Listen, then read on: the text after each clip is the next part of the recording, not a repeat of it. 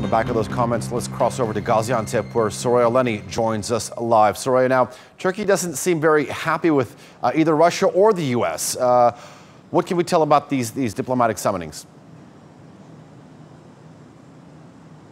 Well, not very happy is quite an understatement, actually. The Prime Minister is very, very, very unhappy with the Russians and the United States. They're finding themselves on opposite sides, effectively, on parts of this war in Syria, specifically regarding arming Kurdish fighters. Now, Ahmet Davutoglu spoke with the ambassadors of Russia and the United States and gave these concerns and basically said that they cannot allow, Turkey will not allow, help to the PYD, that Kurdish group, which is why they summoned the ambassadors. They said there's nothing different really between this Kurdish group and the PKK, which is a group outlawed here in Turkey, considered a terrorist organization, and a ceasefire between the PKK and the Turkish state fell apart in July. As you mentioned, a number of clashes, dozens of dead in just a few months.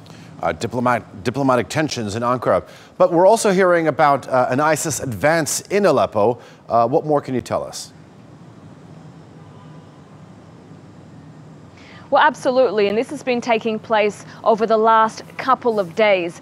ISIS fighters have been advancing to the north of Aleppo. Now, Aleppo is just one city in Syria, of course, besieged in this civil war, but it's an incredibly important city. It is the biggest city in Syria in terms of population, obviously not the capital. Around 2 million people lived there before the war. It's a strategic city as well. It's only around 80 kilometers from the Turkish border. It's fallen under the control of several different groups, including the Syrian government, including anti-Assad fighters, and of course ISIS. But what we know in the last couple of days is they've managed to gain more territory to the north of that city. Soraya Lennie with the latest from Gaziantep. Thank you.